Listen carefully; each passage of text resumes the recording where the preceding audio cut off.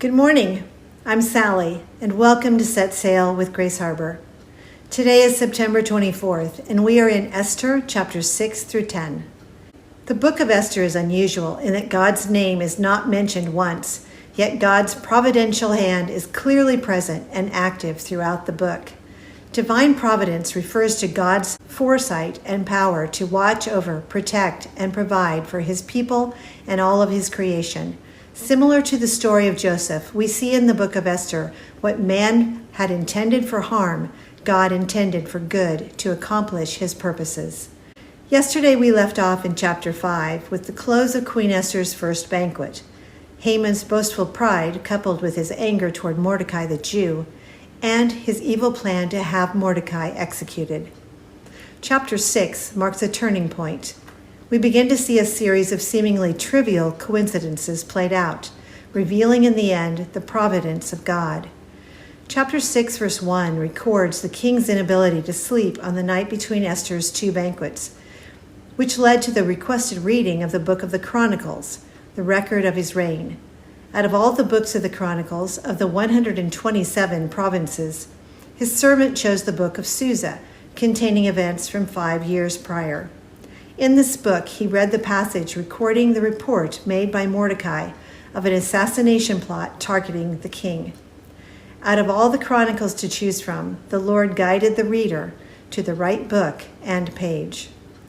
It was the usual practice among the Persians to recognize and honor a person who had shown kindness to the king as a way of maintaining loyalty. The king's delay in honoring Mordecai, even though it was customary, indicates it was God's delay for his purpose. Haman's determined plan to construct a gallows throughout that night led to his sudden entry into the outer court in the early hours of the morning. While his intention was to seek permission to hang Mordecai, the tables are turned. It was not by chance that Haman entered the royal courts at that particular time. Now that he was before the king, he was subject to the king's desires. When the king asks, what should be done for the man the king delights to honor, omitting who that man was, Haman assumed that he was to be the recipient. Haman's suggestion to wear the royal robe the king had worn held great significance in ancient times. Wearing the king's garments was a unique sign of favor, which signified the partaking of his power, stature, and honor. In chapter 8 and again in chapter 10, Mordecai receives this very favor, not as a result of wearing the king's robe, but by God's grace and purpose being fulfilled in his life. Ultimately, it was Haman who the king commanded to carry out the recognition of Mordecai, rather than one of the eunuchs. Haman, the one who had cursed Mordecai's name, must now proclaim it as he led him through the city streets. Chapter 7 focuses on Esther's second banquet.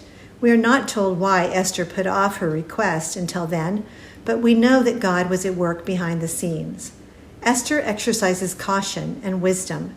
Haman was the second most powerful person in the world at the time. Neither he nor King Xerxes knew Esther was a Jew. For Esther to directly challenge the powerful Haman, the timing had to be right. Notice the wisdom in the way she presents her petition in 7 verse 3. If it pleases the king, grant me my life and spare my people. She first focused the king's attention on the fact that her life was in danger, which surely would appeal to the king's feelings for her. Even though Esther did not use the name Jew, Haman knew who was to be destroyed, killed, and annihilated. He now knew that Queen Esther was a Jew. We can only imagine how terrified Haman was at the realization. In less than 24 hours, Haman's life had progressed from honor when he was invited to Esther's first banquet to humiliation when he was forced to honor Mordecai in the city streets, and now to horror. Even the specific timing of the king's return from the garden to witness Haman falling on the couch where Esther was shows God in control of the scene.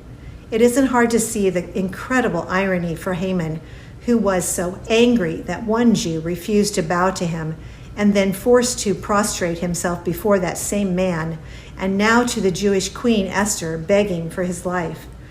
Haman's just end on the gallows he had constructed for Mordecai's demise demonstrates Proverbs 11:8. The righteous is delivered from trouble, and the wicked takes its place. In chapter 8, King Xerxes elevates Mordecai to Haman's position. Both Esther and Mordecai are safe and secure, but the irrevocable decree is still a threat to the rest of the Jews. In 8 verse 8, the king authorizes another decree be written under Mordecai's direction that would counter the first one. It granted the Jews in every city the right to assemble and defend themselves against any armed force that might attack them. In chapter 9, we learn that the Jews had nearly 9 months to prepare to defend themselves. Remember in chapter 3 that superstitious Haman had rolled the dice, or pur, to determine which day he should carry out the Jewish extermination. Since Proverbs 16:33 says God controls the roll of the pur, the day of destruction fell 12 months after the actual evil edict was sent out. God was at work to preserve the Jews and the coming of the promised Redeemer. Having gained victory over their enemies, the Jews rested and rejoiced. Mordecai and Queen Esther decreed an annual celebration be established for themselves and their descendants. It is celebrated today and is called Purim because it honors God for directing the decision of the pur and saving the Jews. God's attribute of sovereignty reminds us that he is in complete control of all things. If he wasn't, he would not be God. Isaiah 46:9 and 10 says, "Remember the former things of old, for I am God, and there is no other. I am God, and there is none like me, declaring the end from the beginning, from ancient times, things not yet done, saying, my purpose will be established, and I will accomplish all my purpose." The Bible teaches that God is sovereign over the universe, the physical world, the affairs of nations, human destiny, human successes and failures, and the protection of his people. Romans 8:28 says, "We know that all things God works for the good of those who love him, who have been called according to his purpose." All things means all things. God is never out of control. Satan can do his worst, yet even the evil we see in the world is working toward a greater final purpose. We can't see it yet, but we know that God allows things for a reason and that his plan is good. What should we learn from the book of Esther? As believers in Jesus Christ, no matter our circumstances, we can remain confident in God's unlimited control over the world and over our lives and refuse to allow daily events to cause doubt.